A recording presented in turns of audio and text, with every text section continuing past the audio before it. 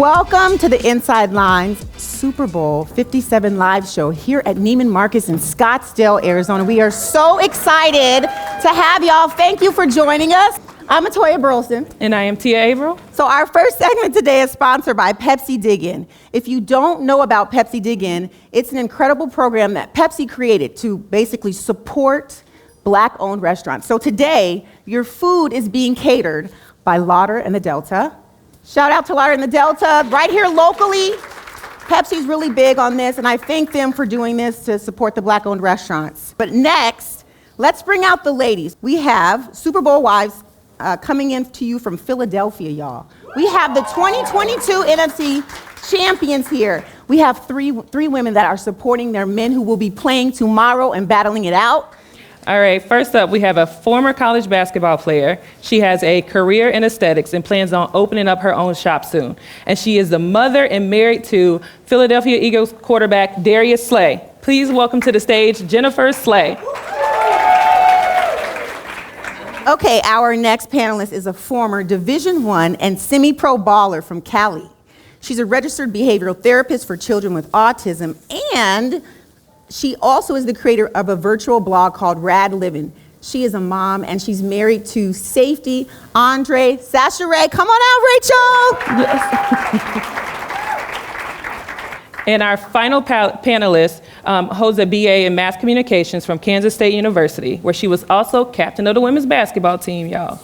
She is the founder of K-Line Media, and she's married to defensive tackle Ndamukong Suh. Please welcome Katya Suh. Hello.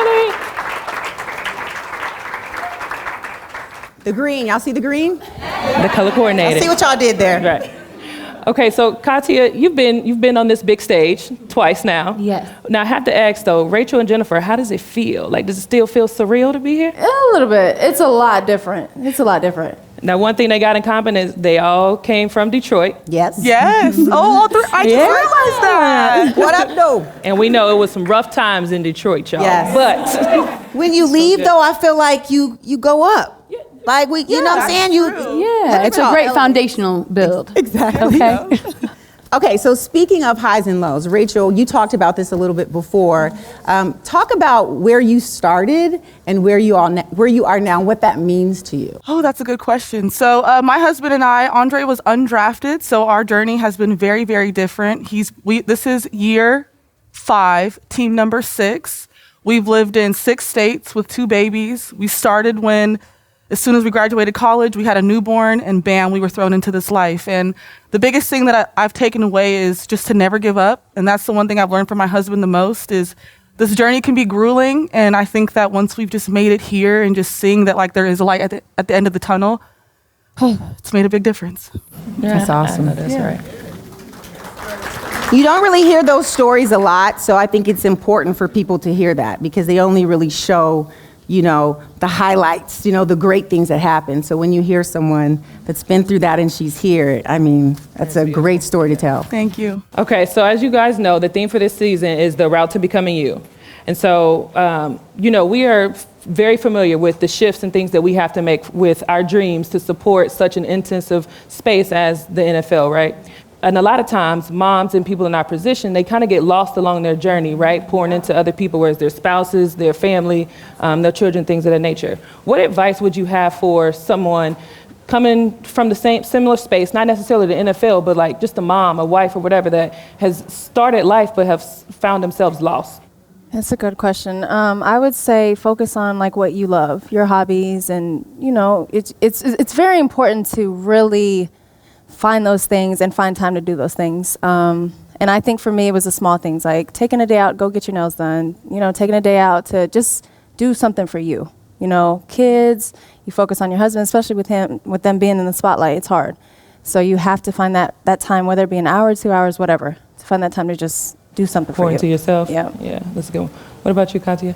I would say the same. I think finding the things that fill your bucket and bring you joy and really prioritizing yourself in that, because I feel like a lot of our job, especially during this season, is really catering to our husbands and making sure that they are good, they're rested, and the household is running the way it should. And so in order for us to be our best, we have to fill our own buckets. And I think that's one thing for me, especially we have twins. And so trying to find that time and those things that truly fill my bucket, not what I think is going to, or I'm going to make this time to do it. It's really, even if it's as simple as sometimes I just sit in the car. I'll get home and I just sit there. I'm like, okay, hold on. I got like 10 more minutes. I'm gonna sit here for 10 more minutes, you know? Yes. So it's those little things that I think really help me to stay grounded. And when I know my household is. Yes. Absolutely. So true. I don't know if y'all heard, but all three of these ladies played basketball. Yeah. In all different positions, I think. All different positions. Yeah. So I want you guys to talk about that, because what I was saying before, you often hear about what the guys do. It's important to hear about what these ladies do. So talk about what you guys, basically just talk about not just your position, but just a memory that really sticks out that you absolutely loved in college that you want to share. It could be good or bad, either way. Let's see. I'll just talk about something overall. I met my closest friends playing college basketball, and I played basketball when I was 7 years old until I was, 24, till 2 years after I had my son. And that was some of the best times of my life, and it kind of shaped who I am as a mother. I'm very stuck on a schedule, and so are my kids, and it helps. We're up pretty early, kind of like I was in college all the time, 6 a.m. workouts. My kids are usually up at 7. So I would say the one thing that helped me most being a student athlete was that transition from doing that and that structure to becoming a mom. That's good. Yeah, I think for me, I absolutely loved it. And I think one of the big things for me is I think it helped me build the character and who I am today. And I say that in the sense of adversity. I say that in the sense of joy. I say that in the sense of loss. And so I think it helped to kind of build and prepare me for different things in life, at least like building that foundation. And it helped me also, now that I have kids, trying to figure out like how do I teach them that work ethic, I think is another thing that's really important to us and our family. That was good. I think for me, it was one thing that brought me and my husband close together. We met literally my last year of college basketball, my last year of college. He'd fly down, come to my games. And the fact that we're both sports motivated, it was just something that brought us so close together. So that was big for me. And also transitioning into being a mom. He had kids, I had kids. We're a blended family.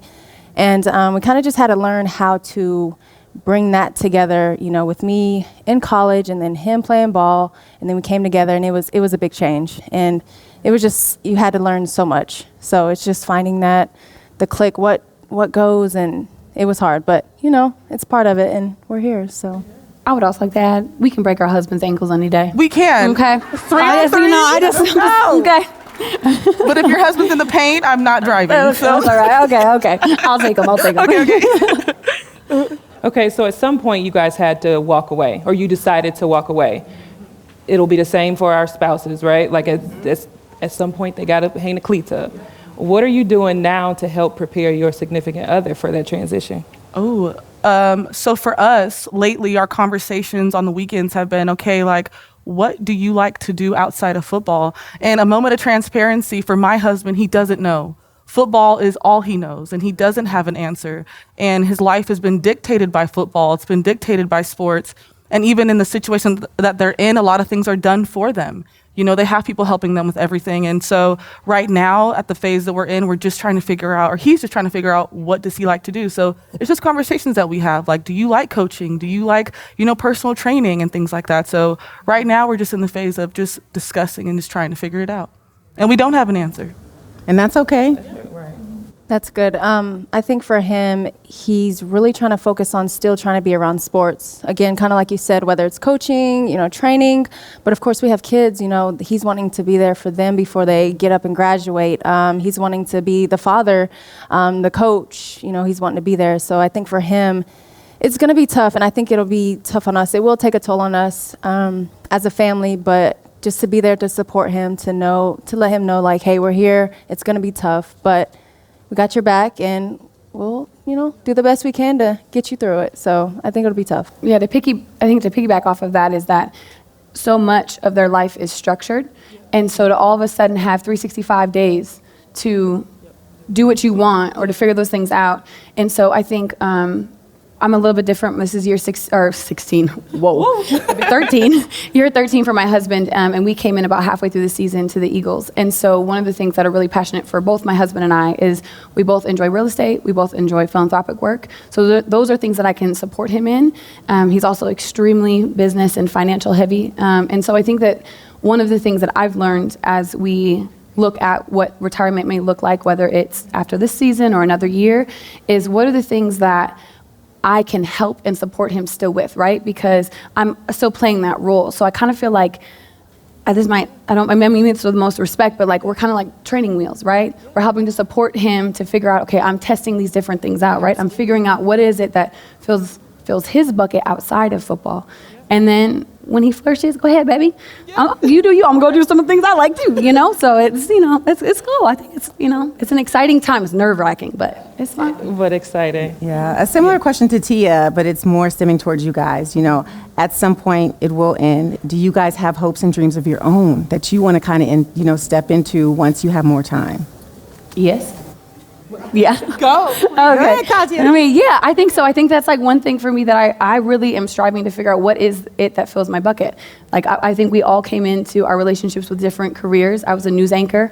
I left and I went into real estate. And so now I'm supporting my husband and I have my kids, but I still have a passion for people and conversation and like this, like you guys, I mean, it's amazing. I get to look up to you guys and be like, you guys are doing something that is fantastic. Look at all these women. Right? Like you brought all these women together, you know? So like that to me is like, this is an example of something that I can grow into or, you know, learn from.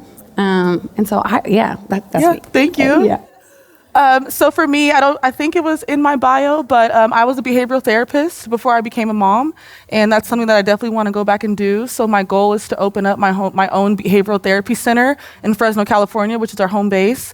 And I kind of want to somehow incorporate sports into there because I feel like a lot of times the special needs community, children with autism, even young adults with autism, they're left out in the sports community. And I think it would be so cool to have that in our hometown and to be able to give them an outlet and somewhere to feel safe, somewhere open, and yeah. That's cool. My goal. Oh, thanks. For me, so I went back to school for to be an esthetician. So that's something I really want to do. But for the one thing I noticed the most was how supportive he was. Because I think for women, especially in our position, it's so important to have your own. You want to have your own career. You want to have, you know, things to fall back on. You just want to have you. You know, you don't want to just be in the spotlight as their wife. You want to have your own identity. So I think for me, it was just finding what I like, going to school for it, and then eventually I want to open up my own spa, do facials, massages. I love doing hair and makeup. You know, I'm still trying to figure it out, but I think it's important to really focus on that, especially when he retires. I can finally do me, focus on me, and then he's so supportive. So I know he'll be there for whatever I want to do. So I'm looking forward to that. Yes. Awesome. I think they kind of want to be like part-time stay-at-home dads on the low. They talk about it sometimes. I think they do. Until they understand what it is. I was going to say, it won't last long. It'll be very short-lived, okay? Yeah, that's not a 40-hour week, okay? Yes. Ladies, thank you so much for joining us. Y'all, good luck at the big game tomorrow. Yes. Thank you guys. Sending you all the good Thank you guys. Give it up for the ladies.